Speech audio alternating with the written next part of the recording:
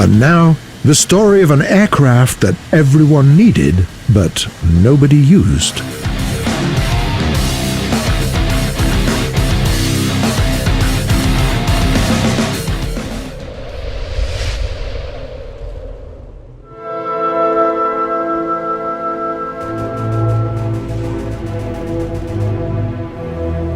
Mao Zedong was wrong.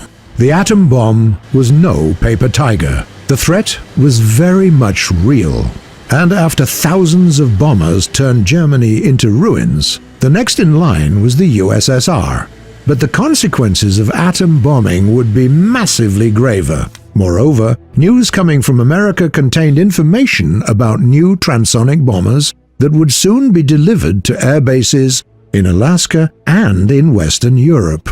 What would the Soviet army do if the Western countries would dare to pull off something like the Operation Unthinkable? Best case, they would attack from the European borders, where the USS had Air Force divisions and air defense systems. But they could also attack from the North Pole, and in that case, all of the north of the USSR was open to the enemy.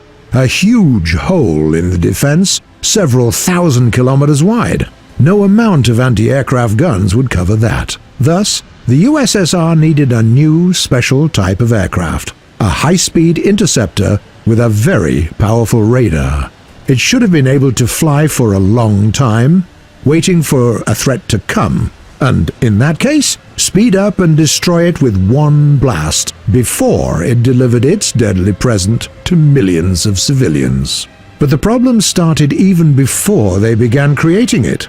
In the late 40s, the USSR didn't have a suitable jet engine. They had to use the descendants of the British ones, the Nin and the Derwent. Then it turned out that traditional layout of the engine wouldn't let the plane speed up properly, as the drag run would be too powerful. That's why they decided to use unconventional methods in all three construction bureaus that worked on this project. Mikoyan and Gurevich created the I-320. Pavel Sukhoi presented the Su-15, and Simeon Lavochkin ended up with the La-200, the best of them all. He placed the engine at an angle, and the decision proved to be right. The interceptor could speed up nicely, and its three 37mm N-37 cannons could quickly destroy any bomber.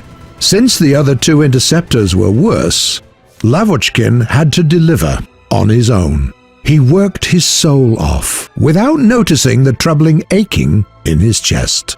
There was no time to pity himself. The command demanded a new radar, and several options, please, and the plane itself could perform weirdly in the sky because of the unconventional layout. In the end, the aircraft was ready, and the Air Defense Command demanded its immediate production. And then something happened that could have been predicted, even should have been. But the task didn't mention it at all. World engineers started creating air-to-air missiles, and they quickly became the first choice for interceptor jets. The military were about to demand another round of changes to the La-200's construction. But it was impossible. Not because the USSR didn't yet have an air-to-air missile, but because it would mean creating a completely different aircraft. The titanic work of Simeon Lavochkin was in vain. The military preferred the Yak-25 now. Alexander Sergeyevich Yakovlev did it all right. He waited until the USSR had the right engine. He took precautions to ensure that this aircraft could carry guided missiles, and most importantly, he installed a brand new and very powerful radar. The La-200 didn't have a chance. It never got in the sky again. The time of air cannon fighters was coming to its end.